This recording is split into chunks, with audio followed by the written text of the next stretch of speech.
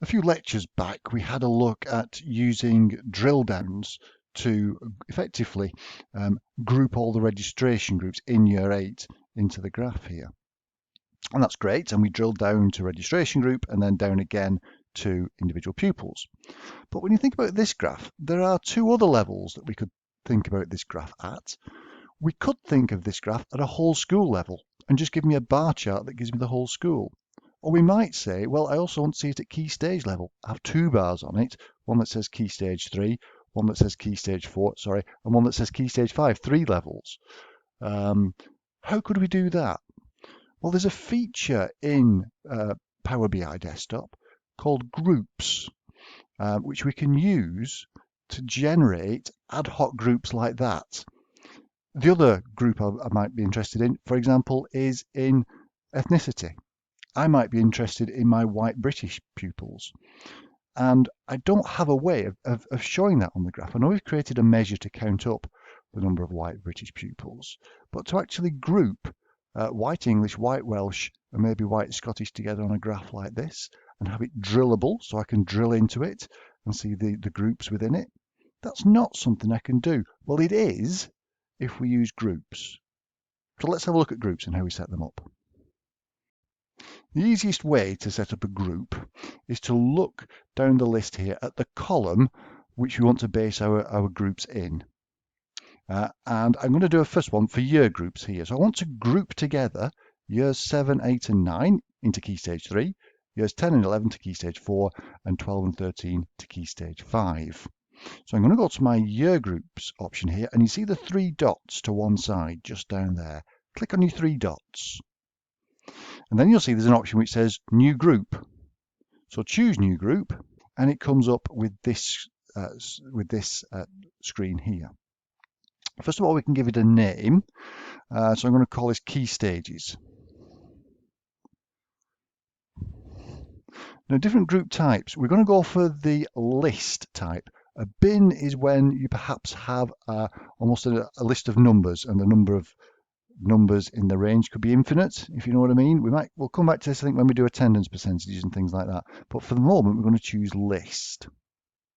And that then gives us a list of all the groups that we have. So now, in this side of the screen here, we have all the values that have not been added to a group. And then all the values that have been added to a group are here. Well, nothing so far, so I'm going to choose year 7, 8 and 9. So that was clicking on year 7 and then a shift click on year 9 chose year 8 as well. And I can choose the group button to add them to a group. So there they are, year 7, 8 and 9 added to a group. The default name for the group is 7 and 8 and 9. Well, my name for that is going to be KS3. So the next group I want to create is year 10 and year 11. So we'll highlight year 10, shift and click year 11, click on group, and I'm going to call that KS4. And then that leaves 12 and 13. Highlight 12 and 13, group them together, and that, of course, is KS5. We also have an other group here which contains all ungrouped values, and that's because I've got a little tick there that says include another group. Of course, in this particular case, I'm pretty sure, unless we have another key stage anytime soon, that that's not necessary. So I could, I suppose, delete it, but we'll leave it on there for now. So there's my key stages group. Let's see how we can use it. I'll click on OK now. And there it is, key stages. It's added it to the pupils list as though it was another column. So it's in the list there, but you can see the special icon that it uses for these groups. I suppose there is perhaps a case for calling it year group key stages, because then it would put it underneath the actual year groups column there, and we would see a link between the two. I might actually just do that just for clarity. So clicking on the 3 dots there, should be able to rename it. And I can call it year group by key stage. So now it should put it underneath year groups when it's finished its stuff.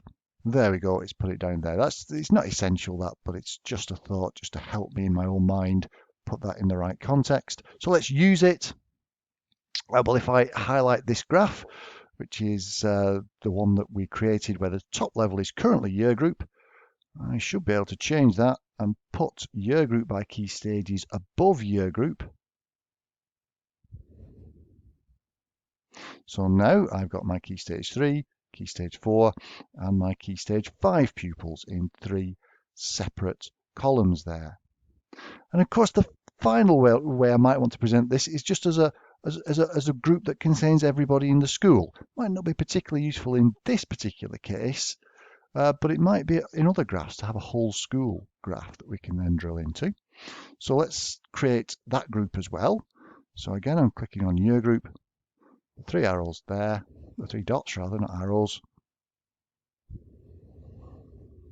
Click on new group.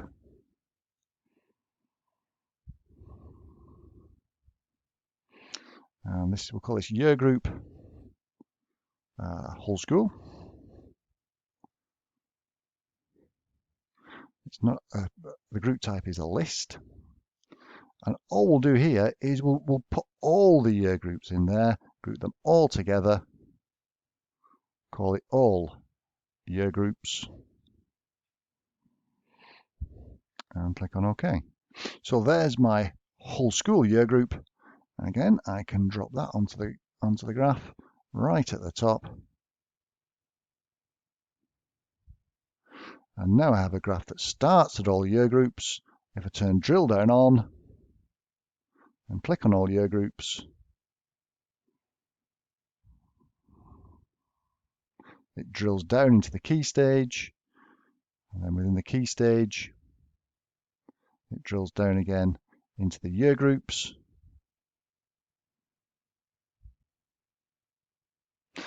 Notice at this stage as well that what it's doing is, because the title of the graph has grown so big, because it's a dynamic title, if you like, it's changing in relation to what's being displayed, that it's actually started missing off some vital information from the y-axis there. I could make this a bigger graph, and in which case it would dynamically add it back onto it.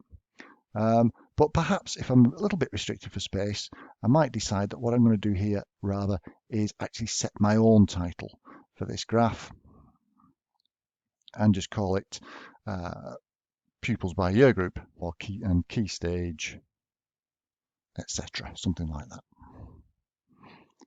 So that should stop the dynamic resizing of the axes there, which was stopping me seeing all the different year groups. Now, by the way, it's when we have hierarchies set up like this that we can see the uses for these other buttons on the drill down facility. If I, for example, go up to the top of the hierarchy here by clicking the up arrow here once, twice to take me to the whole school level,